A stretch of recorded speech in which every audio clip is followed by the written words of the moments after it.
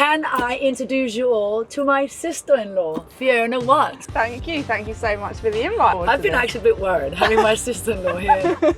So I'm going to go back. Yeah. You founded IBF with your husband. I did. So I was very young. I was only 27 when I left the business where I was. My whole team followed me. Everybody that worked for me was maybe 20 years older than me. I was the only female at that management level. It was a big responsibility. Hi and welcome to Driven Women, brought to you by Cash and Rocket. I'm Julie Brangstrup, and this is a space where horsepower meet ambition, where style, energy, and a little bit of rebellion fuel every conversation. What I really want is to bring out the best in someone. Really making people aware of their strength and not highlighting their weaknesses, but just recognizing them and saying, actually, this isn't your strength, but that's why I've got someone else in the team who it is, and really making sure when I'm employing people, I'm going for all different personality types and strengths so we can all help each other. So AI, is it helping your work? So I've always really embraced what IT can do for us, and I think AI is going to change the face of how we're doing stuff. We can then focus on the personal touch, the stuff that AI can't do. So for me, it's about looking at it as a tool rather than a threat. This is super exciting to have you here on Driven Women. Thank you so much for the invite. I've been very, very looking forward to this. I've been actually a bit worried having my sister-in-law here in the backseat with me. No, it's an honour. But now I get the chance to ask all the questions. All the ones you've been dying to ask. Exactly, for years. So, you know, there will be nothing to talk about at Christmas. No, exactly. So I'm going to go back, all the way back, to when you started your company. Yeah. You founded IBF with your husband. I did, that's right. You kicked him out on the way, no, I'm kidding. In the middle of a crisis. Yes. So tell me what exactly went through your mind at that stage? So I was very young. I was only 27. And my husband and I met at a financial services business, and I was running an international mortgage team for them. And when we met, he very much said, he worked on the sort of sales and finding clients. So he said, you should set up a business. What everyone's really interested in is what you're doing. And I was very young at the time, managing already quite a big business. And the company that I was working for was very keen for me to do more. And I just thought, running a business at this age, do I really want to do that? Not having the security. I sort of always really fancied being some sort of corporate lawyer, like watching Ally McBeal. And so the thought of working for myself was terrifying. Yeah. And I saw how sort of difficult that was from a stability perspective, with my mum running, doing things herself, and my dad being an accountant and very stable. And I sort of favoured that route and the corporate route. So I think he persuaded me to do it, and I said, well, I definitely need your help. And he was very much like, well, I could come and help you set it up. And we talked about it for about a year, and at the end of the year I decided, we should definitely do it, but I'd managed to persuade him out of it. So it then took a bit of time, but after that, age 27, I left the business where I was. My whole team followed me, and and that's a lot of responsibility. It was a big sort of salary bill to begin with. And just to put it into context, everybody that worked for me was maybe 20 years older than me. So I wasn't managing a team of like kids coming out of university. These were people with mortgages, with families. It was a big responsibility. And where I was previously, where I was managing this business for a larger PLC, I was the only female at that management level. I must have been 20 years younger than everybody else. Everyone else was male. And so it was such an the whole situation was so unusual. And my husband, I think, gave me the confidence and belief that this, you can do this, and I can help you get the clients. And the idea was he would stay for 18 months. That was but in terms of what was going through my mind, I think it was just felt like a real opportunity. It took me a long time to get my head around it, but when I did, I was really excited about it. And I felt like I really knew how to do what we were doing, and there was no one else doing what we were doing. And there was such opportunity to completely disrupt this market and do something really unusual. And I think that's quite hard. In most businesses, when you set up, there are thousands, if not more, of competitors. Yeah. I knew I had 30 at best. And so what my aim was, I could be the best, I could be the number one within, let's say, a 5-year period. And we did it within 18 months. This is amazing. Yeah. So I was really excited about that opportunity. So what is it that makes you stand out? Like, why are you unique to the others? Yeah. Besides from obviously having you as. I think I have, as you know, incredibly high standards in everything that I do. Yeah. And You're pretty competitive. Yeah, I am. I'm very competitive. Should see her at the family game at Christmas. I'm very competitive. So I think I was very keen to offer clients who are looking to purchase a property abroad a service that they haven't experienced from anybody else. I wanted to be better than the private banks. I wanted to offer them a really unique service. What they were doing, most of my clients are very time poor. They're very comfortable buying property, but they're in an environment that they don't feel that comfortable in, which is unusual to them. And so they want someone to hold their hand. And I didn't think anyone was offering that level of professional service. So for me, what I wanted to do very differently was completely up the game of the service that the clients was receiving. And then on the other side, completely alter how the banks were viewing international clients and the role of a broker. Yeah.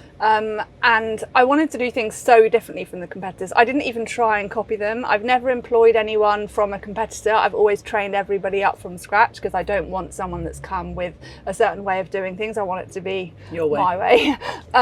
So is that your leader technique? You know, it's you have a handbook. Yeah, I guess I have a Fiona's real, rules. I'm very particular on the process.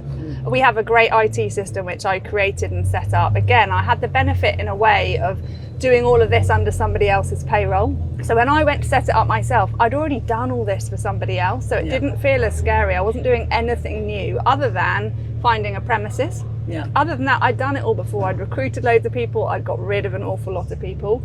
I try and always lead by example. I think I set such high standards. I remember when we first set up, like being super anxious if I was 5 minutes late to start work, which for most people, if you run your own business, that's just a really weird thing. Or how many days holiday I took, was I taking more than the 25 days? Or I had such a sort of mentality of framework and how I had to do things, and it's taken a long time to really get my head around that there's got to, why aren't I looking at the benefits? But so I've always wanted to lead by example and show people that I'm not asking them to do something I haven't done. Or shown them how to do.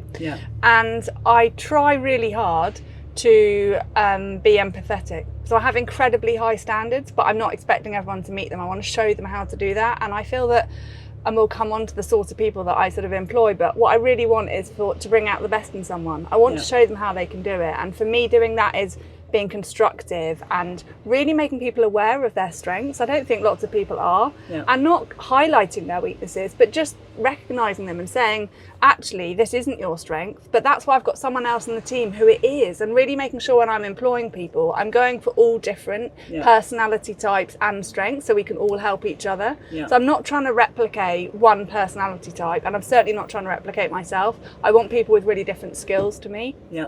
And I feel that if you do that and you're forgiving of mistakes, and in fact you even allow them and encourage them, people can grow and they don't feel they're constantly going to get something wrong. Whereas I do feel, in having really high standards, that you can create that atmosphere that people are nervous. And so hopefully that quite unusual combination of very high standards and being empathetic is what's created the magic formula of how I try and lead.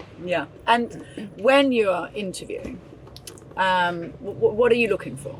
I'm looking for, I think what I saw in the sort of recruitment process is so often people put so much importance on experience. And experience in a very narrow field, and my field is so niche. And actually, I can teach anybody that. What I'm looking for are skills that are completely transferable. And I believe that any woman I could train and show how to come and work for me. Because it's a way of working. It's a way of being very organised, very process-driven, really prioritising the client. And I think that most people have those sorts of skills. And it's about a love of what we do as well. So for me, it's really important that my staff know the countries that we're dealing with inside out. Ideally, they've lived there, they have a love for it, they love property, so that when someone's they speak the language, the language is really important. But when someone's saying to them, I'm really excited about buying this property in Cannes, I want them to have been there. I want them to be able to say, have you been to this restaurant or this, or we're talking about skiing and they're talking about, they've been to that resort and what it's like. Because our clients aren't buying the finance, they're buying the dream, the holiday home, the house, the second home, and that's what's exciting. And the lifestyle. So to connect with them on that and be like, oh my God, I used to live in Nice for 10 years. That's brilliant, that's what I want. Or, Yeah. you know, God, we go skiing there every year, my kids love it, how old are your kids? Just having that connection with people, making it Yeah. real, and it's not just a really dry sort of, we really have a very close relationship with our clients. We know everything about them. Yeah. And so building that trust is really, really important. Yeah. And so your team is very international. Yes. Okay. So everyone speaks another language. Okay. Wow. Yeah. And so what markets are, I mean, France is our main market, and Yeah. then Spain, a little bit in Switzerland. Okay. So those are the core markets where we're helping people buy a second home, Right. and we're helping them get finance. Now, most of our clients don't need finance at all. They've got more than enough cash, but there are real benefits as to why you'd want to borrow against the property. Oh, tell us why. Tax benefits. So Yeah. in France, you have wealth tax. Yeah. So for any property that you own in excess of 1.3 million euros, you're going to pay an annual tax just for owning it.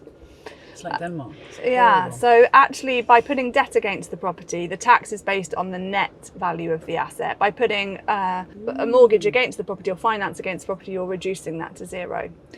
So it's really beneficial. Plus, in Europe, unlike in the UK, you can get long-term fixed rates. Yeah. So actually, if your investments are getting you 10% and I can get you the money fixed for 20 years at 3.5%, why on earth would you do that? You add in then the currency exchange and how tricky that is. So let's say someone's got investments in the US, they're going to pay capital gains by selling them. They're then going to have the exchange rate to bring it over. And if I can get them a 100% loan to value mortgage at a rate of 3.5 fixed for however long, it just doesn't make sense to take So their how cash. high mortgages can you So get? so for loans in excess of, let's say, 2-3 million euros, I can get 100%.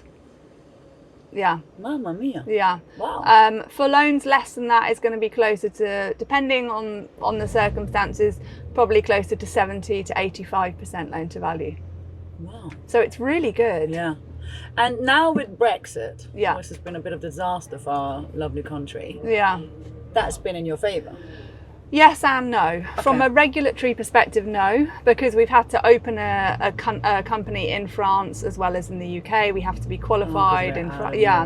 And some of the banks withdrew. Not many, but some of the banks withdrew because they just found cross-border lending or lending to non-UK residents was just going to be too tricky for them. So initially it was a really difficult blow to the business. And we've had various times during the life of the business that we've had like massive blows, and we're like, oh my God, how on earth is it possibly going to survive this? But actually, ultimately, people are buying in France or Spain or wherever it is for the lifestyle, for the experience, for how different it is to where they live, for the culture, for all of those things. They're not buying for the political situation. Yeah. And so in terms of Brexit, it has altered things, it's made it harder, but equally, I think you can say that COVID has made people having a second home abroad and being able to spend so much more time working anywhere has also really changed. So our clients' budgets have changed because I think, well, actually, if I could be there for a month over the summer with the children, or we're going to ski however many times, because however many times I can work from wherever we are, I think just the way of working has changed so much. Or clients I have who do lots of business in Paris or want to go to Paris a lot, let's say, then actually they're changing the way that they're looking at it. Very few of my clients are moving to the country. It's very much a second home that they're going to enjoy. So actually, some of these things like Brexit, like COVID, have improved. And I feel that with every major challenge that I've seen, and I've thought, God, this is a disaster. I don't know about you, but I feel like when my back's really up against the wall and I've got to pivot, I make great decisions. I feel like I do better under stress, under pressure, and perhaps I would never have considered the way that we've currently structured the business pre-COVID, or I never would have considered having a French company and setting up there before Brexit. But the decisions that I've made following those really difficult, like, oh my God, how are we going to survive this, have been so much for the better. Yeah. So in a way, I look back and I sort of think, I'm really pleased because before COVID, I completely changed the whole business to online, so we can work from anywhere because I travel so much and we go to all the countries. And actually, COVID came along, we were fine. Yeah. Whereas before, it'd all been paper. So I feel that all of those challenges have brought better things. Yeah. And every time something happens, I'm really trying to reframe it now in my mind to be like, okay, great, this is a moment for me to pivot, to think again, to see what I can do differently, and embrace that and try and sort of see it as a challenge, because I do, as you say, I love that. I love the find a competitive solution. nature. Yeah, find a solution. There's always an great. answer. There's always an answer, and it's nice that the business changes. Yeah. You know, it's Refreshing. been going. Yeah, exactly. I set it up so long ago now, nearly 20 years, and if you're just doing the same thing, you're not being challenged. And one of the reasons I was nervous about setting up a business rather than working in the bigger corporate world is, how am I going to get that bouncing ideas off? How am I going to get that challenge? Who's going to, you know, I want to make sure people feel they can challenge me, but you're still the boss. Yeah. And so actually, I think by having these different things that you've got to look through, it helps you up your game. Yeah. And so you hire a lot of women. I do, yeah. That's coming back to work I after do. having children. Yeah. And how does that work? So it took me quite a long time. To begin with, I was very focused on everyone had to work full time and had to be there sort of 9 to 5. And that was the only way we could deliver the level of service that I was after. And I couldn't see a solution for that. And I sort of tried flexible working with non-client facing roles. I still found it quite disruptive to the team. So I couldn't find a way to make it work. And my first sort of thing that opened my eyes was we had we were taking on sort of quite junior people, training them up from university, and I decided I was going to rethink, because I'd just been going through staff and it just not been working. They didn't have the sort of maturity that I wanted. And I often speak to other business owners, see what they're doing, and I thought, I know what, I'm going to try spending the same amount of money as I'm spending on a member of staff and have them for half the time. So go for someone much, much better, but give them full flexibility around school hours and see who I could get. And we were based in Clapham at the time, and I decided I'd put an ad out on, like, I don't know, SW11 Mums or something. I could not get over the response that we got. The thousands of applications for this one. Really? Yeah. I was like our office manager. I couldn't get over it. They just feel that they can't come back in the work life. Yeah, because they maybe had very high up corporate positions, and it was either getting a nanny and not seeing their children at all, and paying for lots of childcare, or what sort of a role could they find that was challenging, interesting, engaging, but gave them the flexibility. So I started interviewing, like we've sieved through. I was like, oh my, I felt a bit embarrassed with the role I was offering, and found this fantastic lady, and she came for the same price, and she did double the workload that the person we had before. And it really made me sit up and think. So she wasn't doing a client-facing role, but what she brought to the table was so much experience. She challenged me, she helped me, she became a great friend. And it was brilliant for the business. So it really made me start to think, hold on a minute. She's still involved? No, she's not. Okay. And what I found with lots of the women like this is they'd come and work for me, let's say, for 5 or 6 years, and then I had given them the confidence or the self-belief what they could go back and do. So often they came from different industries. So she had always really wanted to be a lawyer, so she went back to law school and has now gone on to do that. And I feel amazing. I mean, the whole reason they left their original careers was perhaps because it wasn't flexible enough. Yeah. And I think some of the things that they initially, especially I sort of say this in my first interview, I know what I'm taking them on for in the role, and I'm really aware, and I don't know about how you feel about this, but I'm really aware that as the women or mums, if there's something that goes wrong at school, there's an accident, who gets the phone call to come and get the child? Yeah, we do, yeah? Don't we? Wherever we are in the world, I get it. And when I interview people... Even though you've given the number of your husband 500 absolutely. times. Yeah, no, exactly. It's always you, isn't it? And I thought about that a lot, and what could I do? I couldn't have lots of funds to pay people higher salaries, so what could I give that wasn't going to cost me anything, that would help them, that would make me unique? And I thought it was that. And so when I interviewed people, I said, then I'm not asking you to change your priorities. Yeah. Your number one priority, which is mine, is my family. Yeah. So if someone's had an accident, I want them to call you, because I want to be called. Yeah. And I want you to be able to drop everything and go, and not feel you've got to explain yourself to your male colleagues or younger colleagues or older, whatever, that I'm giving you permission that you are that first person. Yeah. And at the time, that was a big thing for me in light of what had happened with Maya, and we'll maybe chat about that. But in terms of, I wanted them to know that family was first. I was never asking them to put IPF first. Family was always going to be first. And that when they left, they didn't have to check their phone. They weren't doing a client-facing role. They could go. And I think the headspace that gave people, and I think that's so different from the roles that they'd done, and not having to feel guilty that they wanted to be the person who was called if there was an emergency. And that that was a role that most people had never encountered before. So they came with fresh ideas of their industry and what they'd learned, which we could sort of use in ours, which was great. And I loved the fact that they were perhaps of an age of our clients. So they were looking at things, and I liked that, because I'm so in it that I wanted someone's opinion of, well, how does that come across, or what could we do, or lessons that we could bring from their industry. And I think that in giving themselves that time and coming to work for me, then for some of them, it's meant they then reevaluated and think, actually, I now want to go ahead and do this. Others have stayed with me since they started, but others have gone on to do that. And it's worked well. It's worked well for the business, and it's worked well for them. Yeah. And so going back, being a mother, running a company, being a team leader, it's pretty full on. But should we go back to the beginning of your beautiful daughter's, start to her life was pretty full on. It was. So you were on a business trip in Paris. I was on a business trip to Paris. I was 6 months pregnant. And I really didn't have a good pregnancy at all, which of course I hadn't allowed for, because in my mind I'd be able to carry on working 100%, and I didn't factor it in at all. And I was the problem was the market was massively moving against us. There was huge shocks going on with the financial crisis, and there I was pregnant, virtually unable to work. Even just looking at my laptop made me feel sick. So 6 months in, I decided that I would do my last business trip to Paris and go for a few days. And I wasn't feeling good at all. I get to Paris and I go into labour, and they have to deliver her, and she's 3 months early, and there we are stuck in Paris. I had no sort of backup or plan of action. It was 3 months till I was expecting to have a baby. It was my first child. It was a huge shock.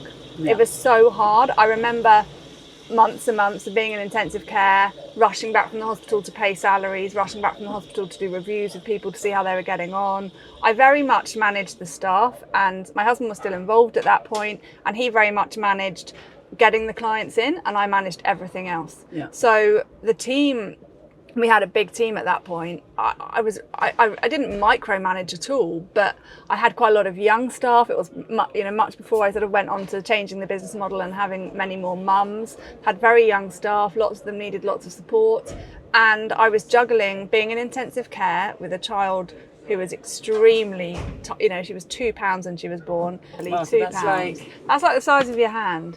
Yeah. And I think, at the time, and I think a little bit of time afterwards as well, I felt resentful of the business, and I felt resentful that I couldn't give her my full attention, and what it was, and the strain it was putting me under. And why couldn't I have maternity leave like everybody else, and why couldn't my whole experience have been like everybody else? And it took a long time to turn that around. And I think now, looking back on it, I think actually having the distraction, having another reason to, that I was needed, not 100% of my focus on this child, whether or not they were going to make it or not, was probably really healthy. At the time I was begrudging of it, but actually I think it helped. And I felt that I had these two things, my baby that was the business, my actual baby, both, I wasn't sure if either of them were going to survive, and it was incredibly difficult. I've never had anything like that, but it taught me so much about myself. It taught me so much about my relationship with my husband, and I think it really helped me be super resilient. I had a lot of things that were difficult when I was a child. I was so unwell as a child, and I think that these things give you real resilience and strength. And I think looking back on it now, I am pleased I wasn't working for someone else and having a year off on maternity leave, because it would have been a nightmare, constantly in and out of hospital with her, nervous about her. Actually, I had a business and I had to make that survive. And that having that other focus, I think, helped get me through it. And what kept you going though? I mean, thinking back, like every morning getting up, being worried about her. I think, I guess her and making sure I was there for her, and making sure I was giving her everything I could to make sure that she survived. And quite a lot of the staff afterwards, I'm quite a full-on person, as you know, quite a lot of the staff afterwards sort of said, it's so important, all that skin-to-skin care and all this stuff, and if I do something, I throw myself into it. So I was there every waking hour I could be. I'd go back and be with her till like midnight. You were allowed to be in the hospital the whole time, and so I was there as much as I possibly could be. I sang to her all the time. I talked to her. I was incredibly lucky with the midwife I had, who was incredible, and Maya wouldn't be here without her. And she after her shifts, after her 12-hour shift, she'd come and sit with me in intensive care and talk to me and be supportive and encouraging and talking to me about, you know, really imagining Maya being 2 or 3, or having these images of what it would be like. And I imagined dancing around the living room with her, or seeing her first school play. All these things I had in my mind, we're going to get there, and the strength of visualization, which I still do with her now. But I really think if you can picture something and you can see yourself there, that's what you're aiming for. And I was like, we are getting out of this. And I am so strong-minded in that sense, and that's something that my mum really instilled in me, that if you want something badly enough, I get it that the world's got its choices, and there was nothing I could do to make sure she survived, but I could give it my absolute best shot to support her. Whether or not she carried on breathing or not, that was a different matter, but I was going to be there showing her my strength. And I think that energy she felt, and so I think in terms of how did I get through it, because you do, how would you not? You'd do anything, wouldn't you, for your child to make sure they survive. So there was no question of it. And she's very much got your attitude and personality. So that really went through. Absolutely. I think it's just so important. And I sort of just found my way through it, I guess, as anyone would. And, you know, obviously having a child and still keeping, you know, you're working from home, how do you maneuver it still? Well, certainly because I travel a lot, it's tricky. When you say travel a lot, what are we talking about? So I travel at least once a month for a week. Right. I try not to do, I've sort of committed to her that I won't do more than that. I occasionally have to.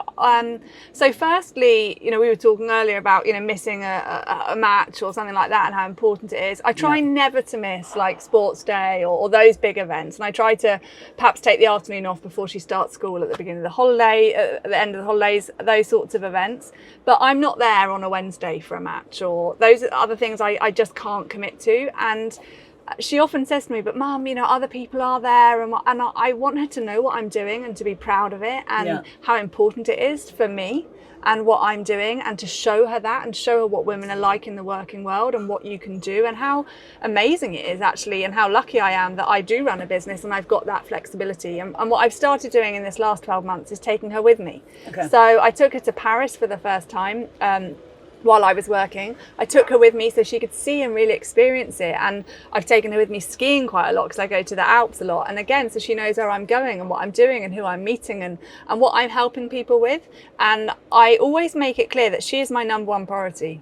But that doesn't mean that I have to be at the school gates every morning and afternoon and there every match. She's my priority if I'm in Paris and I'm doing a presentation or I'm meeting a client. She is my priority, but it doesn't mean I can't do both. And I think one of the key things about women in leadership is this constant misconception that you have to choose. You can't be present for your family if you're doing something like we do. And I don't believe that. I think you can be, and I think there's a way that you can make it work. And I think it's so important for us to set examples of what careers that our girls can forge and have control over, rather than necessarily feeling they have to go down a certain path. And I wish I had seen that. My mum was very outgoing and did very different jobs. She didn't go and work for someone else. She always did her own thing.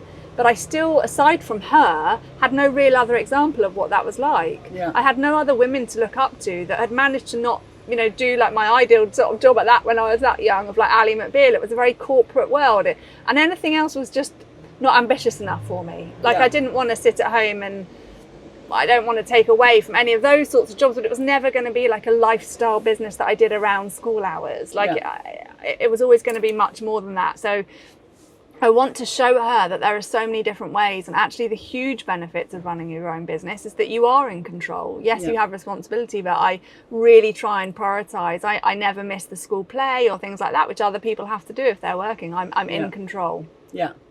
And you can really get to see certain things. You know, I have a lot of friends where they can't do it, and they miss those things. And I for me, that's a priority, and I love that. And I think it took a long time for me to give myself permission to make the business work for me and really look at it differently and think, well, hold on a minute, I really want her to learn how to ski and do these things. So I need to take her, and I can juggle that with my work. I can go and have meetings. And so what we do sort of now is I go and work in the mornings and have meetings. She goes out and has fun and buys croissants and enjoys all of that stuff. And then we ski together in the afternoon. I go and meet her and my husband, we ski together in the afternoon. And it's a way of making making it work, and I felt like I needed someone else's permission to do that. Yeah. Again, with a lot of these things, I felt very much that there were To rules, justify it. and yeah, exactly. Yeah. So actually, it's about making my own rules and thinking, well, hold on a minute, this is my business. Why aren't I making this work for me? Yeah. So it took me time to give myself permission to do that. Yeah, but it's a super good advice. Thank you. So thank you very much. I'm going to take it all in. And so go back to, what is your like fashion item to go into a powerful meeting? What is? I love a wide leg trouser. I really, I love fashion, and I think that it's such an important way to sort of show my personality. And when I first started the business, I was very conservative, not in my opinions or how I was, but dressed wise. I felt like I was so much younger than everybody else and the only female. And so the one thing not to draw attention to myself was my clothes, and to go very conservative. And again, it's taken me time to think, that's not who I am. I want to stand out. I want to be impactful. I want them to remember me. And to do that, I need to show my personality. So I don't have to dress like everyone else in the room. In fact, I don't want to. Yeah. And so a wide leg trouser, I just really like it. It makes me have confidence. I think it gives you a silhouette. I'm tall like you. So yeah, that would be my one item that I would generally go to. Okay. And, when you go to these meetings, in the past you said it was intimidating going in because you're the only girl. How do you, has it changed? Massively, yeah. I really enjoy it. I quite like being the only girl. I think I now thrive in a male environment. I went to a boys' school for sixth form. So I remember being at an all-girls school and then going to a boys' school. And I remember the headmaster saying to me, the reason we love having girls come in the sixth form is, here are these guys who think they're great and they've been the best. And girls come in and suddenly they might be the best, and how it makes everyone up their game. And I loved that whole idea in that environment. And I was all for like that's all I needed to be like, yeah, okay, I'm going to prove that I can do this better. Yeah. And so actually I think I perform well in that scenario because it's quite a competitive environment. Whereas I think often if I'm in an all-female environment, it's a bit softer, isn't it? Perhaps that might be seen as being a bit aggressive. But in a male environment, I feel like I've got a bit more permission to do that. To go. Yeah. Okay, so AI. I'm asking all the women I'm interviewing about AI. What is their view? Are they integrated into their, is it helping your work? Yeah, so I think it's something we've all got to be really aware of and embrace. I think it can do so much. I mean, as I talked at the beginning, the IT system that I created was all about the management of the client. So anybody, in order to offer this service that I want, anyone in my team can see exactly where we are. Every phone call, every email, everything's recorded. It's so easy for someone to give everyone a great service. So I've always really embraced what IT can do for us. And I think AI is going to change the face of how we're doing stuff. From a banking perspective, I'm seeing it already. It's so much everything's so much quicker. It can read bank statements. So one of the key things that we have to do is sort of trawl through lots and lots of data. And for me, what that does is mean we can then focus on the personal touch, the stuff that AI can't do, but be supported and be able to offer an even better service by having the support of AI. So for me, it's about looking at it as a tool rather than a threat. Yeah. Well, I mean, the only threat is that more and more companies are letting loads of positions go. Yeah. So I'm worried about that, in that element, that, there was another podcast, not as good as this one, obviously, but where they were saying, that at one point, and much faster than we think, the middle class is going to get wiped out. Yeah. And if that's the case, then obviously that's trouble for all of us. But I think at all of these junctures in life, of new things coming in, that's always the sort of initial reaction, isn't it? It's going to be an absolute disaster. But I think we've also got to try and give faith and put faith in, we're going to come up with a solution. We're going to work out, well, what is our value? Where can we add value? What can we use AI for to our benefit? And therefore, what other roles will it create? What can we be doing? And I think it's so easy to feel so threatened and so worried about it. But actually, again, a bit like all of the experience I've had with the working world, you've got to take those disasters that look like they're going to decimate something and think differently, try and look at it differently. Yeah. But the only problem is, with the AI, but also with the whole social media in general, I think the youth, it's not great. It's not. I absolutely agree. They barely know how to communicate any longer. They're constantly. I was actually today walking through Selfridges with Chicago, and everyone was on their phone. And what a shame, because they're like walking around like this. part of the whole shopping experience rather than online is the experience, is all of the sounds, everything. So for me, that's such a major reason to go into a shop. I get it. And I'm also concerned they won't learn how to research anything. They won't learn how to evaluate. Well, their new best friend is called chat, all of them. Yeah, exactly. And so those skills that we've all learned, the information that we can get, we're mature enough and we've learned enough as to how to use that. I agree. I think the biggest concern is how does that impact our children, and what jobs will they have? Because that's where we don't know yet. It's so early on in the process, we don't know how it's going to impact that. But that's where I feel personal connection is so important, and it can't replace that. Well, we all become plumbers. We'll all become plumbers because we can work out on ChatGPT how to fix everything. But you know, we need the handyman. That's like the new, you know, top job in the world. Well, actually, speaking, you know, about your degree and everything like that, you know, there's a lot of degrees now that will be taken over. I agree. There will. And I think as well in terms of languages, because obviously all of my team, it's a really big thing that we can communicate properly. And I understand that as much as the translation's going to happen and you're going to be able to have, you know, earpods or be telling you exactly what the other person is saying, it's the connection. And I think it's the effort that you've taken to learn someone else's language and understand their culture. It's the tiny little differences. So last week I had a lunch with a Spanish bank. They said I was the only person I met the whole week who spoke in Spanish to them. Now their English was great, that is but unbelievable. That's going to mean a point of difference for me over everybody else. And not only that, but we're joking about, you know, the use of words, language, how language has changed. No, it's not just about being able to communicate in the same language. It's just that shared connection.